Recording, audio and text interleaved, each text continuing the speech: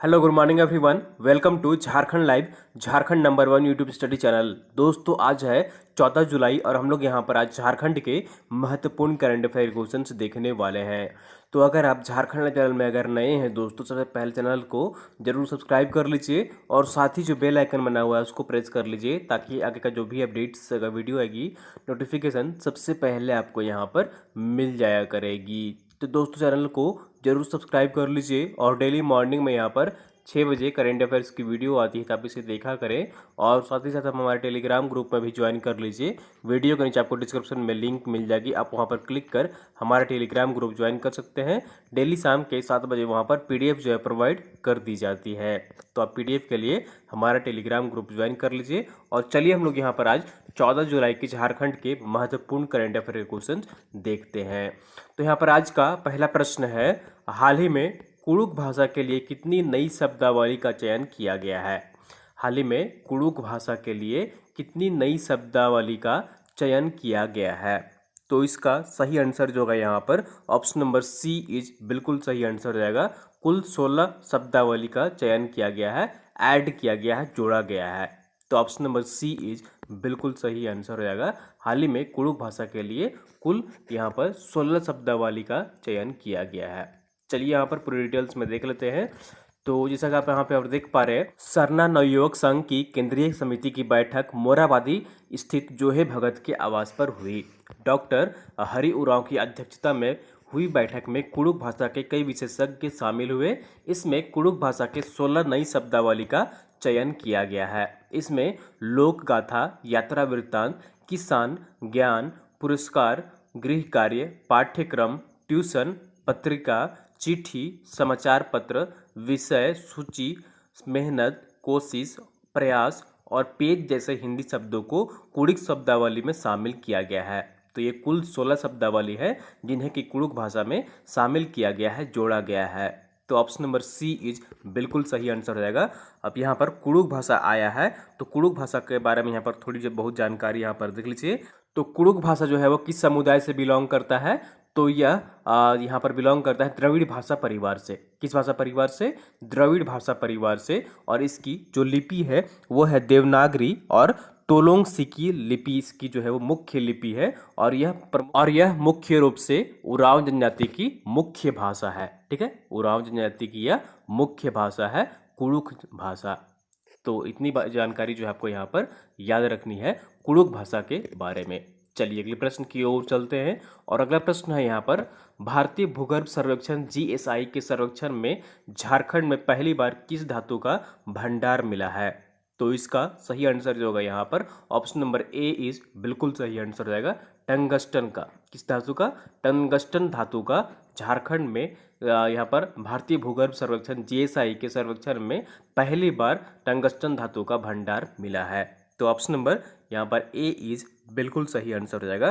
Tungsten धातु का यहाँ पर भंडार मिला है झारखंड में पहली बार। और देश का यह जो है यहाँ पर अगर ये भंडार मिलता है तो यह देश का दूसरा यहाँ पर भंडार होगा टंगस्टन का। चलिए हम लोग यहाँ पर पूरी डिटेल्स में देख लेते हैं। तो जैसा कि आप यहाँ पर देख पा रहे हैं, झारखंड में पहली बार गढ़वा के सलतुआ में, ठीक है, याद रखना है जिला आपको यहाँ पर, ठीक है, गढ़वा के सलतुआ में टंगस्टन धातु का भंडार मिला है। भारतीय भूगर्भ सर्वेक्षण ने जो है यहाँ पर केंद्र को जानकारी भेजी है।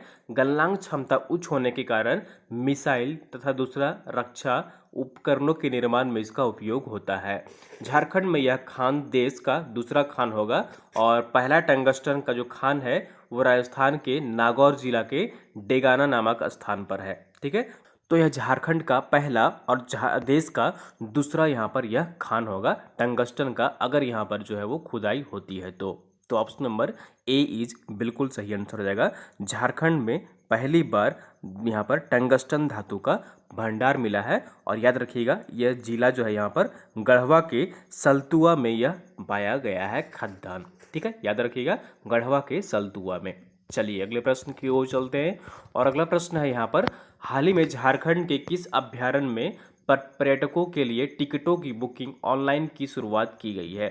ठीक है, तो जो भी पर्यटक आते हैं बाहर से उनके लिए टिकटों की बुकिंग ऑनलाइन यहाँ पर किस अभ्यारण्य में होगी? तो इसका सही आंसर जो होगा यहाँ पर ऑप्शन नंबर बी इज बिल्कुल सही आंसर हो जाएगा, पलामू बाघ अभ्यारण्य में, पीटीआर में, ठीक है, पलामू टाइगर रिजर्व में यहाँ पर टिकटों की बुकिंग ऑनलाइन अब व्यवस्था की गई है। तो ऑप्शन नंबर बी इज बिल्कुल सही आंसर हो जाएगा। चलिए यहाँ पर पूरे डिटेल्स में देख लेते हैं। तो जैसा कि आप यहाँ पर देख पा रहे हैं, पलामू बाघ अभ्यारण्य पीटीआर में पर्यटकों को ठहरने में सहूलियत एवं टिकटों की सुविधा अब पीटीआर वेबसाइट पर उपलब्ध होगी। पर्यटकों के लिए पीटीआर की वेबसाइट पर ऑनलाइन बुकिंग की सुविधा उपलब्ध कराई गई है। तो अब जो है यहाँ पर टिकट ऑनलाइन बुकिंग कर सकते हैं पर्यटक। तो ऑप्शन नंबर बी इज बिल्कुल सही आंसर हो जाएगा, पलामू टाइगर रिजर्व में, पलामू बाघ अभ्यारण्य में यह सुविधा उपलब्ध कराई गई है, टिकटों की बुकिंग ऑनलाइन होगी। अब यहाँ पर पलामू टाइगर रिजर्व आया है, तो यह कहाँ पर स्थित है? तो यह पलामू जिले में स्थित है। कहाँ पर स्थित है? पलामू जिले में स्थित है। इसकी स्थापना कब हुई थी? नवंबर 1973 ईस्वी में इसकी स्थापना की गई थी। कब की गई थी? नवंबर 1973 ईस्वी में इसकी स्थापना की गई थी। और इसका जो कुल क्षेत्रफल है वो 1129.93 किलोमीटर स्क्वायर है। कितना है? 1129.93 किलोमीटर स्क्वायर है। और यहाँ पर मुख्य रूप से कौन से यहाँ पर जो है जानवर पाए जाते हैं? आकर्षक के जो आकर्षणों में शामिल हैं वो है बाघ है, हाथी है, तेंदुआ है, गौर है, सांभर है और चीतल है। तो ये सभी जो है यहाँ पर प्रमुख जो है वो जानवर इस अभ्यारण्य में पाए जाते हैं। और यह पलामू जिला में है और ये झारखंड का एकमात्र राष्ट्रीय उद्यान है। चलिए अगले प्रश्न की ओर चलते हैं। और अगला प्रश्न है यहाँ पर, झारखंड राज्य सरकार के द्वारा आधुनिक तकनीक के साथ मछली पालन करने वाले युवाओं को सरकार कितना प्रतिशत तक सब्सिडी देगी? ठीक है, कितना प्रतिशत सब्सिडी दिया जाएगा मछली पालन से स्टार्टअप करने वाले युवाओं को? तो इसका सही आंसर जो होगा यहाँ पर ऑप्शन नंबर सी इज बिल्कुल सही आंसर हो जाएगा। कुल यहाँ पर 60% तक का अनुदान दिया जाएगा, सब्सिडी दिया जाएगा। तो ऑप्शन नंबर सी इज बिल्कुल सही आंसर हो जाएगा। जो राज्य में युवा है और वो मछली पालन से स्टार्टअप करते हैं तो उनको 60% राज्य सरकार सब्सिडी देगी। तो ऑप्शन नंबर सी इज बिल्कुल सही आंसर हो जाएगा। जैसा कि आप यहाँ पर देख पा रहे हैं, झारखंड राज्य सरकार मछली पालन आधुनिक तकनीक के साथ स्टार्टअप करने वाले युवाओं को सरकार 60% तक सब्सिडी देगी। कृषि पशुपालन विभाग ने मछली पालकों की आमदनी दुगनी करने का मौका दे रहा है। प्रधानमंत्री मत्स्य संपदा योजना के माध्यम से मछली पालकों एवं इसके रोजगार से जुड़ने वाले युवाओं को इसको लाभ मिलेगा। तो ऑप्शन नंबर यहाँ पर जो होगा सी इज बिल्कुल सही आंसर हो जाएगा। कुल जो है यहाँ पर 60% राज्य सरकार सब्सिडी देगी मछली पालन से स्टार्टअप करने वाले युवाओं को। चलिए अगले प्रश्न की ओर चलते हैं। और अगला प्रश्न है यहाँ पर, हाल ही में प्रकाशित हुई पुस्तक मैनहट्ट नियुक्ति घोटाला लम्हों ने खता की रांची ने सजा पाई के लेखक कौन है? ठीक है, हाल ही में एक पुस्तक यहाँ पर प्रकाशित हुई है, मैनहट्ट नियुक्ति घोटाला लम्हों ने खता की रांची ने सजा पाई के लेखक कौन है? तो इसका सही आंसर जो होगा यहाँ पर ऑप्शन नंबर बी इज बिल्कुल सही आंसर हो जाएगा। ये है सरयू राय है। कौन है? सरयू राय है इस पुस्तक के लेखक। तो ऑप्शन नंबर बी इज बिल्कुल सही आंसर हो जाएगा। और इस पुस्तक का नाम है मैनहट्ट नियुक्ति घोटाला लम्हों ने खता की रांची ने सजा पाई। तो ऑप्शन नंबर बी इज बिल्कुल सही आंसर हो जाएगा। सरयू राय है इस पुस्तक के लेखक। चलिए इस पुस्तक के बारे में यहाँ पर डिटेल्स में देख लेते हैं कि इस पुस्तक में किस चीज़ के बारे में यहाँ पर मेंशन किया गया है।